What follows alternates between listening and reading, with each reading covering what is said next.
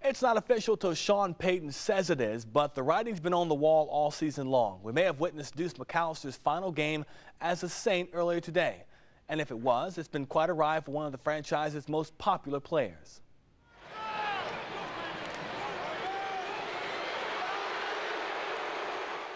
He's been here a long time, and he's been such a special part of this organization, and he's really the heart and soul. And he's one of the NFL's good guys. It can be argued that Deuce McAllister deserved a better going-out party. But the longtime New Orleans Saint is more thankful than regretful. It's been pretty special. I mean, just having an opportunity to get drafted by the New Orleans Saints and just being able to play 8 years, playing here, you know, obviously just going through the tough times. In his 8 NFL seasons, Deuce hasn't known any other home than the Superdome. It's housed plenty of his most memorable moments. And it's brought him to his knees, literally, with a season-ending injury. This season, Deuce and his twice surgically repaired knees never got on track, rarely getting a chance to show that he can still carry the load. Sometimes the reasons were puzzling. Sometimes his lack of use was warranted. Every time it was Sean Payton's final decision. But Deuce didn't complain. He did gut it out, you know, he did. It was tough on him. It was tough on him physically, it was tough on him mentally. You know, it was tough to watch him go through it all. But he's a first-class guy, and he handled it all with class. After London, he had a setback, and we'll have a chance to see the specifics with regards to his left knee, but I think certainly going into the season, you know, we were hopeful the way he was working and rehabbing that he was going to be able to come back and get close to 100%. I may have taken a shot or two on the knee. Yeah, I may have taken a hit or two on the knee. Still doesn't matter. I mean, your job's to be prepared regardless. You know, if you can walk and you can go out there and contribute, that's what you got to do. And play on he always did. What came more into focus this season, and Saints fans voiced it loud and clear, is that Deuce is as New Orleans as gumbo and jambalaya. It's hard to imagine one without the other, but in the big business that is the NFL, it's inevitable. It's part of the game, unfortunately. And so whatever happens, will happen. But we all love Deuce. That's the life of the NFL. You know, you look at players, Jerry Rice, you look at Joe Montana, you know, you look at different guys that didn't finish with the team that drafted them.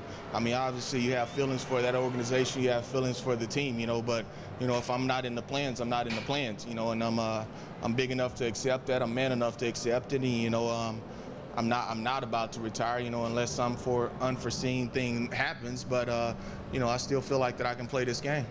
All right, Bobby, is Deuce McAllister going to be back here next year? I would be shocked if he's back in a Saints uniform. Simply, well, not under a present contract. You know, he's due like $7.3 million. So, but he's restructured before, so it's not really the problem, is it? Right, no, it's not the problem. Deuce is willing to work with the team. I mean, he's been unbelievable, probably the most favorite Saints player in history, both on and off the field.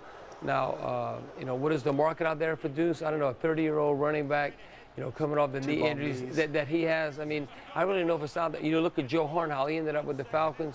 I mean, now if somebody's going to guarantee him $2 million out there, yeah, Deuce is going to end up playing somewhere else. But I think there won't be a market out there for him, and he'll end up in a Saints uniform, probably at the minimum, a very incentive-laden contract. Now, here's why I don't think he'll end up with the Saints, because I don't think he fits in what Sean Payton wants to do.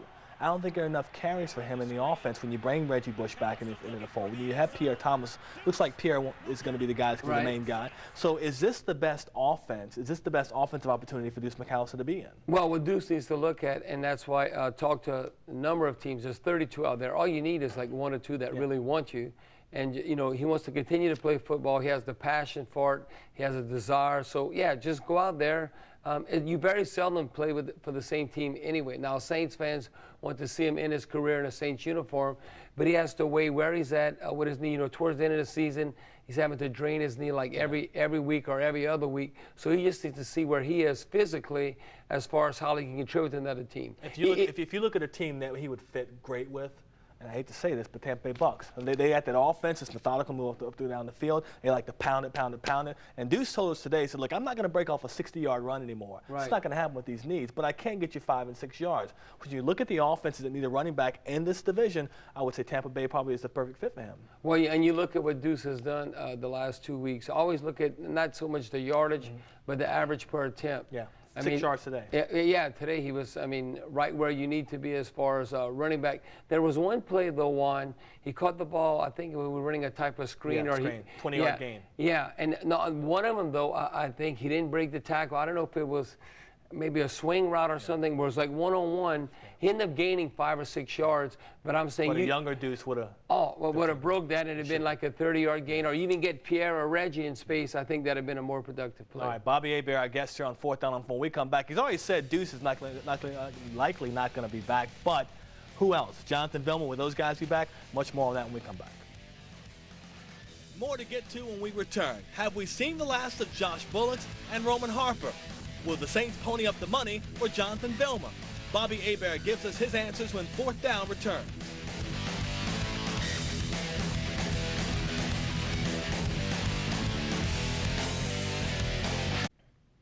We're back inside here with WWL Radio's Bobby Hebert. And Bobby, let's look at the offseason for a second. What is the #1 priority fix with this football team? Well, obviously, and I think the fans want to hear that, all the Who Dat Nation, defense, defense, defense. I mean, we have enough weapons on offense. If you look under Coach Payton and Drew Brees, who were the #1 ranked offense in 06 last year, 04, we're back to #1. And defensively, I mean, I'm not saying you have to be, top 5. Now you look at the Titans, the Steelers, the Ravens, but somewhere where they were like in 06, 11 or 12. Look, last year, it was 27, 28.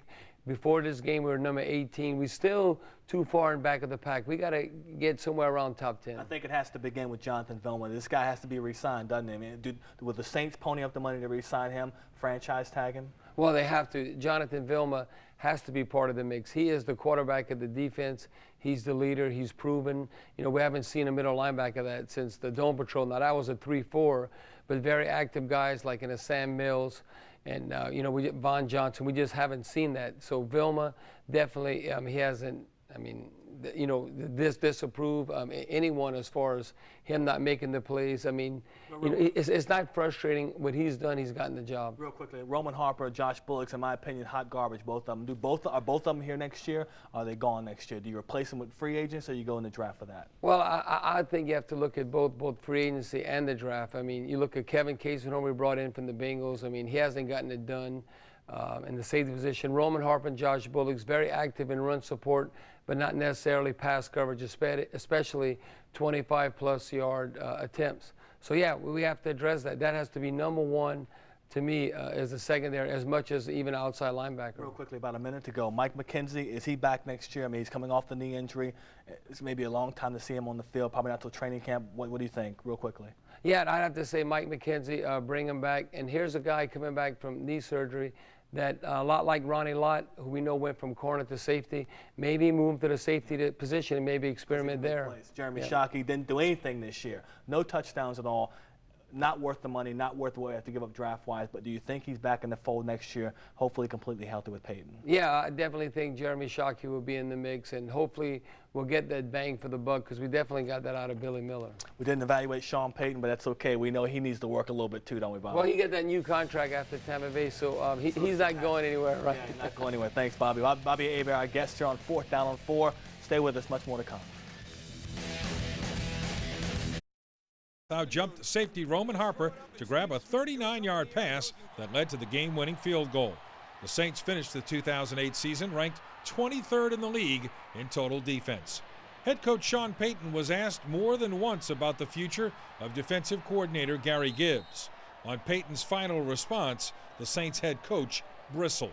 I'm not going to answer the question right now because I think the day after the season ends, it's like, what's Deuce's future? Are you keeping Gary Gibbs? I mean, we're not answering those questions. In the Saints locker room, players exchanged autographed footballs and then huddled for a team meeting with Payton. Payton put his players on alert about a coming off season of speculation. There'll be a time when we go through not only Deuce but a number of players, but it's something that I reiterated to them in the meeting. Make sure that line of communication is between coach player. And you'll read a lot that's speculated between now and the beginning of the offseason. Half of which will be true, half of which won't be true. The Saints are expected to re-sign middle linebacker Jonathan Vilma. Among the team's restricted free agents, wide receiver Lance Moore and offensive tackle Zach Strief. Payton said his coaches will take a week off Then the evaluation process begins, and the media will be, like the military, operating on a need-to-know basis. Any change we make or any decision we make, we'll notify you. We'll let you know. Saints tight end Jeremy Shockey said he will take part in the club's off-season workout program. The axe fell on 3 NFL head coaches Monday. Romeo Crennel of the Browns, Eric Mangini of the Jets, who won 9 games, and Rod Marinelli of the 0-16 Lions were all fired. Outland Trophy winner, left tackle Andre Smith of Alabama, won't play in the Sugar Bowl. Various internet reports say Smith was suspended for improper contact with an agent. Utah defensive end Paul Kruger said he's bummed. Man, I'm probably just as disappointed as he is. I was really looking forward to this opportunity.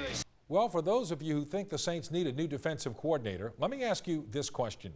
How many of the Saints' starting defense would start on other teams? Think about it. Meantime, at LSU, Les Miles is on the verge of hiring a new defensive coordinator. For weeks, rumors have circulated that Miles would hire Tennessee's John Chavis. A change there is justified. In the preseason, LSU's returning defensive line was rated best in the nation. My point is this: LSU had the horses, Gary Gibbs does not. And this isn't Gary Gibbs' fault. The past offseason was the first that Saints head coach Sean Payton and general manager Mickey Loomis made defense a priority. When you are Sean Payton's defensive coordinator, you understand that you will likely be on the field a lot. Ball control and keeping the defense off the field isn't in Payton's vocabulary. Sean Payton is an offensive coach who loves to throw the football. The Saints' next defensive coordinator, if there is one, needs to understand that there's Lone Ranger and Tonto, and he is Tonto. So you say keep Gibbs? Well, I don't know if a change is going to be made there, but I think it's awfully hard to judge a guy on whether he has good players or whether he's a good coordinator or not when he doesn't have good players. And I don't think this defense has enough good players, and they don't have a lot of depth. So what happens? They had some injuries, some suspensions, and they just can't keep up. I'll tell you what, 3 good defensive coordinators just came on the market.